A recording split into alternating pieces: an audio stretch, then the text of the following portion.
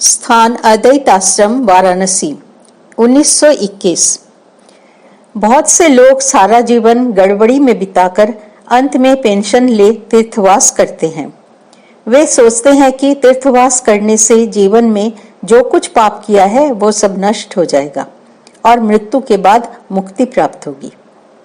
पागल और किसे कहते हैं? ये ठीक है कि जिसमें यह पक्का ज्ञान है कि तीर्थ स्थान पवित्र स्थान है, उसके मन में तीर्थवास के फल के कुछ भले संस्कार पड़े जाए और उनके कुछ अच्छा फल भी मिले, पर बस यहीं तक। किंतु काशी की बात अलग है। काशी में शरीर छूटने से मुक्ति होती है, यह सत्य है। विश्वनाथ विश्व के नाथ हैं, उनके सारे नियम असाधारण है। परंतु सारा जीवन दुख कष्ट पाकर मुक्त होना अच्छा, या सारा जीवन साधन भजन और त्याग तपस्या के द्वारा आनंद में बिताकर परलोक में भी अपार आनंद के अधिकारी होना अच्छा? ठाकुर जैसा कहते थे, सदर दरवाजे से भी मकान में प्रवेश किया जा सकता है और पीछे मेहतर के लिए बने दरवाजे से भी मकान के भीतर जाया जा सकता है। कौन सा रास्ता अच्छा है? प्रयत्न करने पर जब सदर दरवाजे से प्रवेश किया जा सकता है, तो फिर दुर्गंध सूंघने की क्या आवश्यकता? और एक बात है कृपा। उनकी कृपा वायु तो बह रही है, पाल तान दो। भोग वासना और मान यश की इच्छा दूर फेंक उनका आश्रय लेकर पड़े रहो।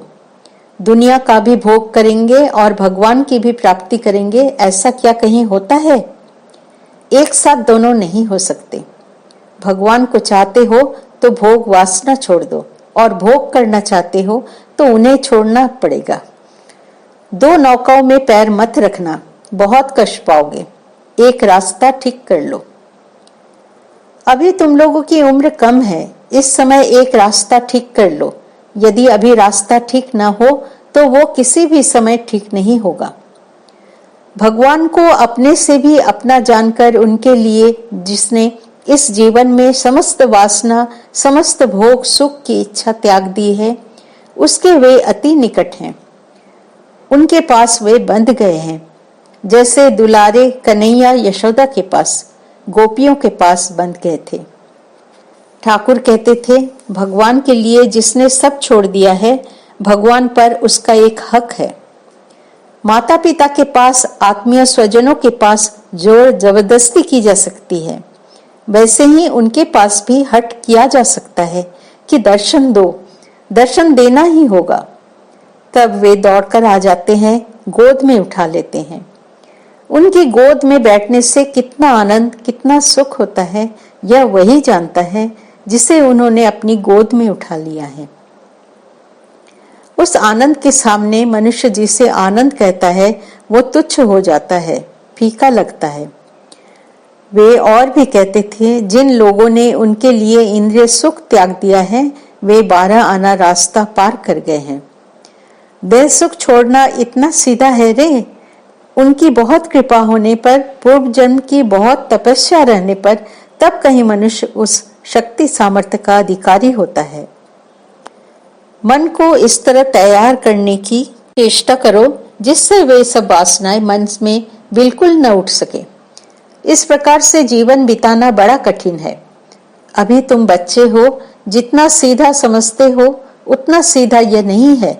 यह अवस्था कैसी है जानते हो? नंगी तलवार पर पैदल चलना। प्रत्येक क्षण कट कट कर टुकड़े टुकड़े हो जाने की संभावना है। अखंड ब्रह्मचर्य के सिवा इस रास्ते पर चला नहीं जा सकता। भगवान पर प्रेम और विश्वास हुए बिना ब्रह्मचर्य अटल रखना बहुत कठिन है। भोग विलासपूर्ण जगत में रहना है। आंखों के सामने 99% से अधिक लोगों को भोगों के पीछे नित्य दौड़ते देखना है। फलतः मन में नाना प्रकार की छाप पड़ने की बहुत संभावना है। यह सब छाप यदि एक बार किसी प्रकार से पड़ जाए तो फिर रक्षा नहीं है। जो लोग ब्रह्मचारी का जीवन बिताना चाहते हैं, उन्हें अपने मन को सदैव सद विषय में नियुक्त करके रखना होगा। सदग्रंथ पाठ, सद विषय की चर्चा, ठाकुर सेवा, साधु संग और जप ध्यान लेकर रहना होगा। एकमात्र इसी उपाय से स्वयं को तैयार किया जा सकता है। पहले ब्रह्मचर्य में निष्ठा पक्की कर लो, बाकी सब आप ही आप आ जाएगा। साधना किए बिना ब्रह्मचर्य पालन नहीं किया जा सकता।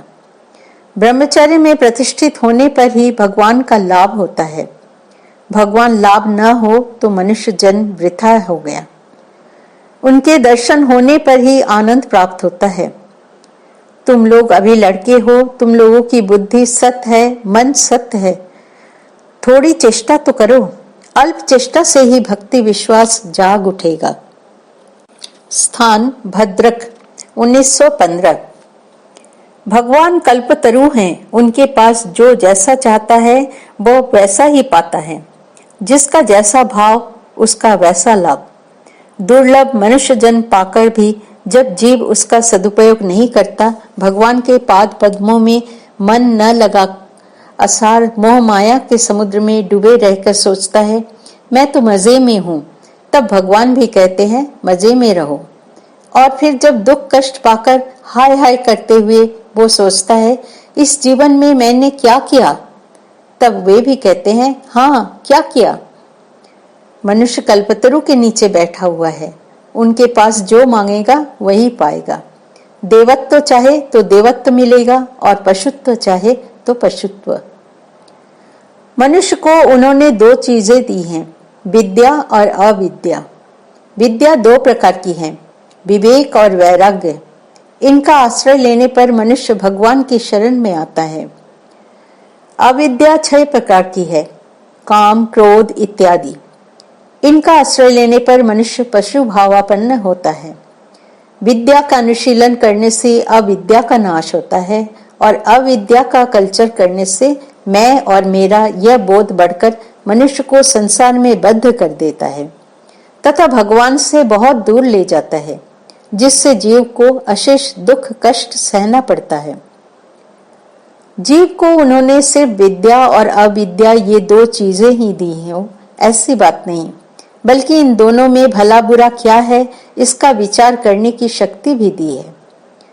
मनुष्य जिसे भला समझता है उसे ग्रहण करता है और फल भी तदनुरूप पाता है।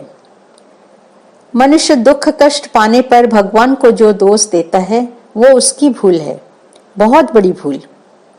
तुम अपनी पसंद के अनुसार रास्ता तय करते हो और उसी के अनुसार भला बुरा फल भोगते हो। इसके लिए उन्हें दोष देने से कैसे चलेगा। क्षणिक सुख के मोह में इतने डूबे हो कि भले और बुरे के विचार करने का भी तुम्हें समय नहीं रहा। आग में हाथ डालने से हाथ जलेगा ही, पर यह आग का दोष है या तुम्हारा। ठाकुर कहते थे दिए का स्वभाव है प्रकाश देना। अब यदि कोई उस प्रकाश में चावल पका रहा हो या कोई जालसाजी कर रहा हो या भागवत पाठ कर रहा हो तो क्या यह प्रकाश का दोष गुण है। उसी प्रकार भगवान ने मनुष्य को भला बुरा दोनों रास्ते दिखा दिए हैं। अपनी इच्छा अनुसार चुनाव कर लो। जिसका जैसा भाव होगा वैसा लाभ होगा।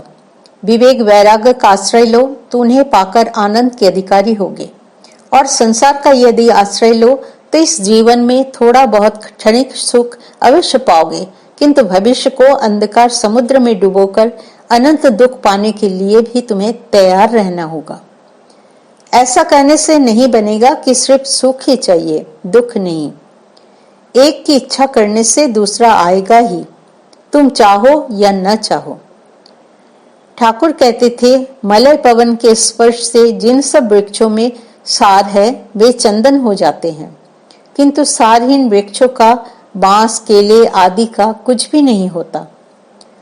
दो प्रकार के मनुष्य होते हैं, एक वे हैं जिनमें सत्य कथा सुनने से ही विवेक वैराग्य जाग जाता है, संसार सुख तुच्छ मालूम होने लगता है और उनका कृपा कटाक्ष पाने के लिए मन व्याकुल हो उठता है।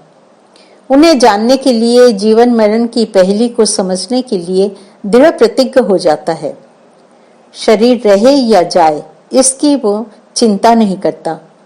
भगवान को पाने का दृढ़ संकल्प लेकर वो साधन भजन आरंभ कर देता है। ये लोग जीवन में सफल सक्सेसफुल भी होते हैं। एक प्रकार के लोग और हैं, उनके सामने कितना ही बड़ा आदर्श क्यों न रखो वे किसी भी दशा में चेतेंगे नहीं। वे सोचते हैं इस संसार में मैं हमेशा जीवित रहूंगा, मेरे न रहने से काम नहीं चलेगा, हाथ में जो आया है उसका भोग न करूं तो मूर्ख ही सिद्ध होऊंगा। ऐसा सोचकर ये लोग अपने को घसीटकर अंधेरे कुएं में डाल देते हैं और असीम दुख कष्ट भोगते हैं।